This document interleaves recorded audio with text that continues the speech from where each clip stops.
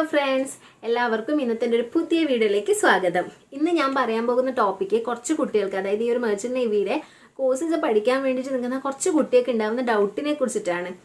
അപ്പോൾ എൻ്റെ കുറച്ച് വീഡിയോസിൽ എനിക്ക് കമൻറ്റ് വന്നതും അതുപോലെ തന്നെ എൻ്റെ ഇൻസ്റ്റയിൽ എനിക്ക് അധികം മെസ്സേജ് വരുന്നതുമായിട്ടുള്ള ഒരു ഡൗട്ടാണ്. ചേച്ചി, ഈ ഒരു മെർച്ചന്റ് നേവിയിലെ കോഴ്സ് പഠിക്കുന്ന സമയത്ത് ഈ ഒരു സ്പോൺസർഷിപ്പിൽ പഠിക്കണം എന്ന് പറയുന്നത് എന്തുകൊണ്ടാണ്?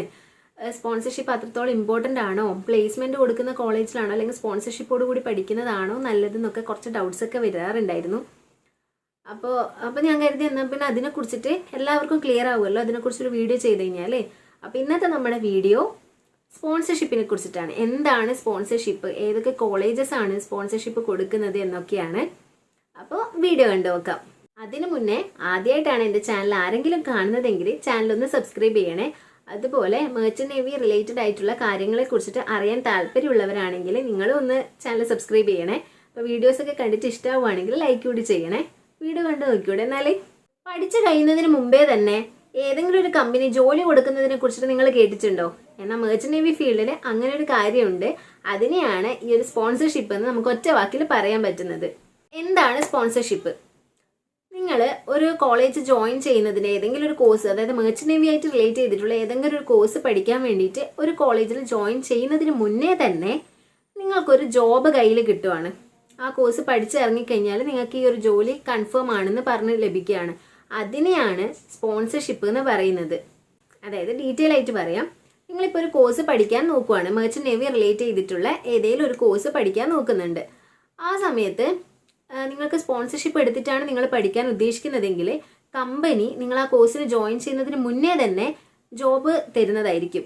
അതിനുശേഷമാണ് നിങ്ങൾ കോളേജിൽ പോയിട്ട് ആ ഒരു കോഴ്സ് കംപ്ലീറ്റ് ചെയ്യുന്നത്. അപ്പോൾ ആ ഒരു കോഴ്സ് നിങ്ങൾ സക്സസ്ഫുള്ളി കംപ്ലീറ്റ് ചെയ്ത് പഠിച്ചിറങ്ങിക്കഴിഞ്ഞാൽ ആ കമ്പനിയിലോട്ടേക്ക് ഏത് കമ്പനിയാണോ നിങ്ങൾക്ക് സ്പോൺസർഷിപ്പ് തരുന്നത് ആ കമ്പനിയിൽ നിങ്ങൾക്ക് ജോലിക്ക് കയറാവുന്നതാണ്. ഞാനൊരു എക്സാമ്പിളിന് ഇവിടെ DNS കോഴ്സ് പറഞ്ഞു എന്നേ ഉള്ളൂ. ഏതൊരു കോഴ്സ് ആയി കഴിഞ്ഞാലും ഇങ്ങനെ തന്നെയാണ് സ്പോൺസർഷിപ്പ് കൊടുക്കുന്നത്. ചിലർക്കെങ്കിലും ഉണ്ടാവുന്ന തെറ്റിദ്ധാരണയാണ് ഒരു കമ്പനി സ്പോൺസർഷിപ്പ് നൽകിയിട്ട് പഠിപ്പിക്കുന്നുണ്ട് എന്ന് വെച്ചാൽ ആ കമ്പനി തന്നെയായിരിക്കും ആ ഒരു കോഴ്സിന്റെ ഫീസും കാര്യങ്ങളൊക്കെ നോക്കുന്നത് എന്നുള്ളത്. ഇത് ശരിക്കും തെറ്റായിട്ടുള്ളൊരു ചിന്താഗതിയാണ്. ഒരിക്കലും കമ്പനീസ് ഫീസൊന്നും നിങ്ങൾക്ക് വേണ്ടിയിട്ട് പേ ചെയ്യുന്നതായിരിക്കില്ല.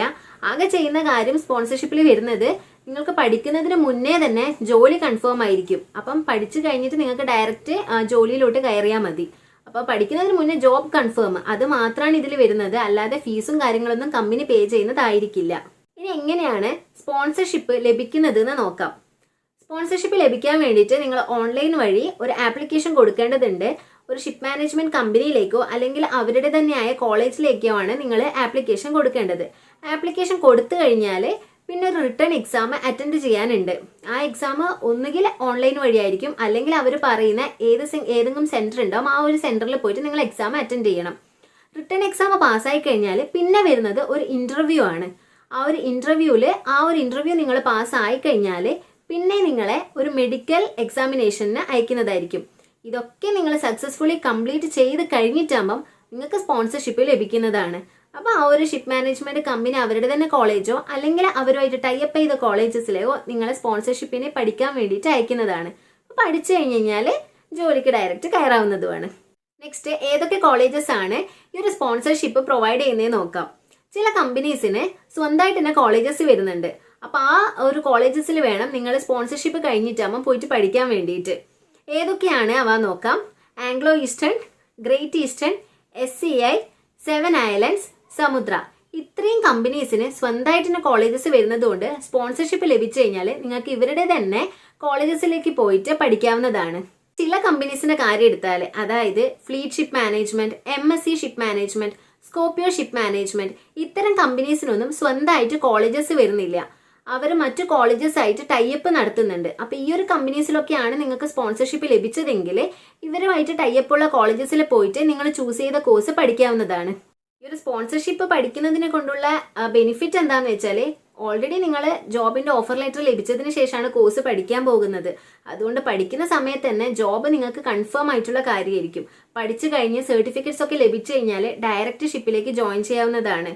അപ്പോൾ ജോബ് അന്വേഷിച്ചിട്ട് നടക്കേണ്ട ഒരു ആവശ്യം വരുന്നില്ല. ജോബിനെ കുറിച്ചിട്ട് അന്വേഷിച്ച് ടെൻഷനും ആവേണ്ട വരുന്നില്ല. അപ്പോൾ സ്പോൺസർഷിപ്പിനെ കുറിച്ചിട്ട് ഏകദേശം ഒരു ഐഡിയ എല്ലാവർക്കും ലഭിച്ചു എന്ന് കരുതുന്നു. മെർച്ചന്റ് നേവിയിലേക്ക് ജോലിക്ക് കയറാൻ വേണ്ടിയിട്ട് കോഴ്സ് പഠിക്കാൻ നിൽക്കുന്ന കുട്ടികളിൽ കുറച്ച് ആൾക്കാർക്കെങ്കിലും ഈ ഒരു സ്പോൺസർഷിപ്പിനെ കുറിച്ചിട്ട് ഐഡിയ ഇല്ലാത്തവരുണ്ട്, എന്താണ് സ്പോൺസർഷിപ്പ് എന്ന് അറിയാത്തവരുണ്ട്. അങ്ങനെയുള്ള കുറച്ച് കുട്ടികൾക്ക് ഈ ഒരു വീഡിയോ യൂസ്ഫുൾ ആയി എന്ന് കരുതുന്നു. അപ്പോൾ ഇന്നത്തെ വീഡിയോ ഇത്രയേ ഉള്ളൂ. ഇനി മെർച്ചന്റ് നേവി ആയിട്ട് റിലേറ്റ് ചെയ്ത എന്തെങ്കിലും കാര്യത്തിനെ കുറിച്ച് നിങ്ങൾക്ക് ഡൗട്ട് ഉണ്ടെങ്കിൽ കമൻറ്റ് സെക്ഷനിൽ ചോദിക്കാവുന്നതാണ്. അപ്പോൾ അടുത്തൊരു വീഡിയോ ആയിട്ട് വരുന്നത് വരെ ബൈ, താങ്ക് യു.